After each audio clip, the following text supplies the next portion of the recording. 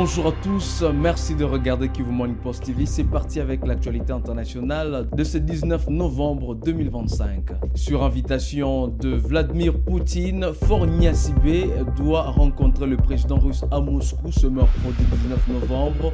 Les deux dirigeants renforceront leur coopération en matière de paix et de sécurité régionale. La question de la sécurité alimentaire sera également abordée. Le président du Conseil togolais Faure Gnassingbé doit rencontrer le président russe Vladimir Poutine à Moscou ce mercredi 19 novembre à l'occasion d'une visite officielle à l'invitation du président russe. Selon un communiqué publié à Lomé, cette rencontre s'inscrit dans la continuité des consultations menées ces derniers mois avec plusieurs partenaires internationaux. Au programme des discussions, la paix et la sécurité régionale, mais aussi les questions variées telles que la sécurité alimentaire, les commerces, l'agriculture et l'énergie. Une source proche des pouvoirs togolais souligne que le Togo est dans une logique de diversification et ses partenaires et qu'il est nécessaire de dialoguer avec tous les grands acteurs mondiaux comme Washington, Paris et Moscou. Cette rencontre sera le premier entretien en tête-à-tête entre les deux dirigeants depuis 2019. Selon l'agence russe TASS, le Togo fait partie des pays où la Russie prévoit d'ouvrir une ambassade, un projet qui témoigne de la proximité historique entre Lomé et Moscou. Cette visite intervient également après la signature cette année d'un accord de coopération militaire entre les deux pays, incluant formation et exercice militaire, ouvrant la voie à un possible renforcement des liens stratégiques, notamment à travers une présence de l'Africa Corps au Togo. Le coordonnateur humanitaire de l'ONU en République démocratique du Congo, Bruno Le Marquis, s'est dit consterné par la précarité de la situation sécuritaire et humanitaire qu'il qualifie de plus longue au monde. Il pointe également la négligence des autorités politiques congolaises face à cette crise qui touche particulièrement les femmes et les filles. Merci beaucoup. Donc la RDC, je pense, la République démocratique du Congo, d'une manière générale, c'est un pays qui fait face à de nombreux risques de différentes natures. Il y a bien sûr les risques de conflits. Il y a beaucoup de types de conflits en RDC, des conflits locaux qui sont surtout liés aux questions des terres, aux questions du pouvoir, de transmission de pouvoir coutumier par exemple. Il y a des conflits liés à l'exploitation des ressources naturelles. Il y a des conflits qui ont une dimension plus sous-régionale. Donc ça, c'est les risques de conflit. Ensuite, il y a les risques de catastrophe. La RDC est, d'après un index qu'on suit particulièrement, le 5e pays le plus vulnérable au monde à l'impact du changement climatique. Et donc le pays est exposé à des catastrophes si rien n'est fait. Et puis il y a des risques épidémiques. Il y a régulièrement des épidémies en RDC, souvent le choléra, le Mpox. En ce moment, il y a une épidémie d'Ebola. Voilà, donc tout ça, c'est des risques. Il faut aussi prendre en compte la vulnérabilité de la population. Une grande partie de la population vit dans la pauvreté ou l'extrême pauvreté, donc ce sont des gens qui ne sont pas forcément, des communautés qui ne sont pas forcément à même d'absorber ces chocs. Et puis c'est le niveau aussi de fourniture des services sociaux de base. Dans quelle mesure est-ce que ces services publics sont en mesure de rapidement intervenir en cas de choc.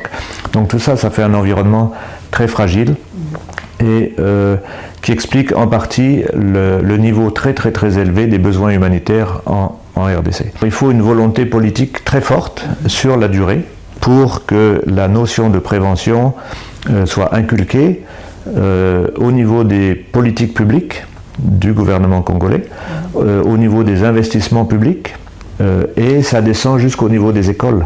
Jusqu'au niveau des écoles. Il faut que les enfants de ce pays puissent être éduqués avec ces notions de prévention dans leur ADN, quoi.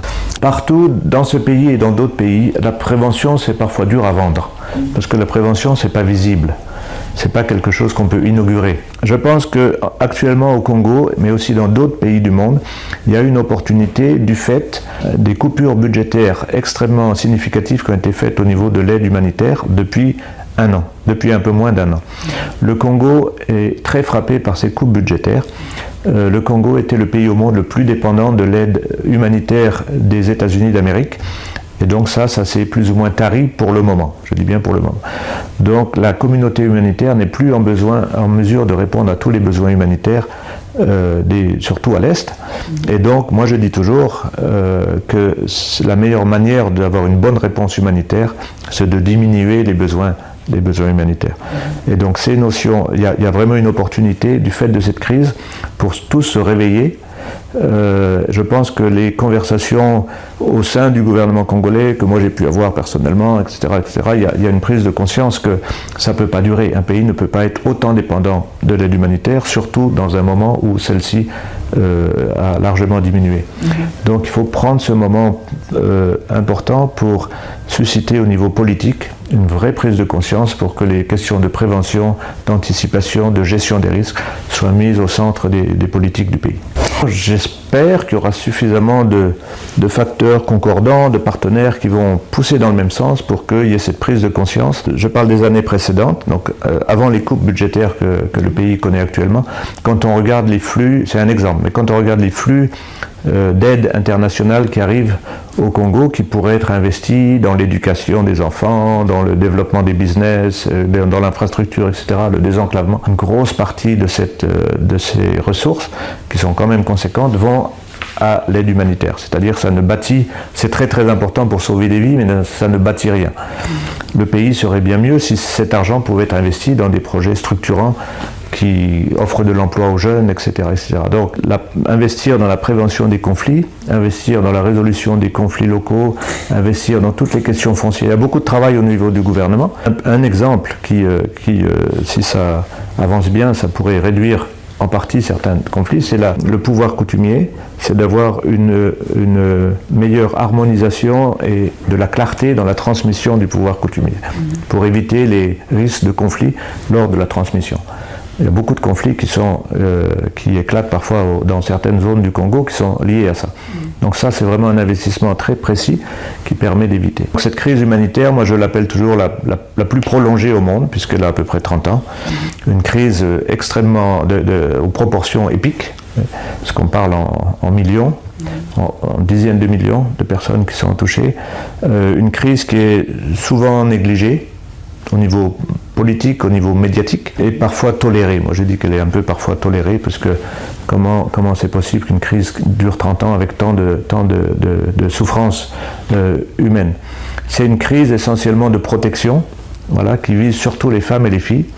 Ce sont elles les premières victimes de ces crises, et c'est une crise de déplacement, puisque en ce moment, les derniers chiffres qu'on a validés, c'est 5,7 millions donc, de déplacés internes au Congo.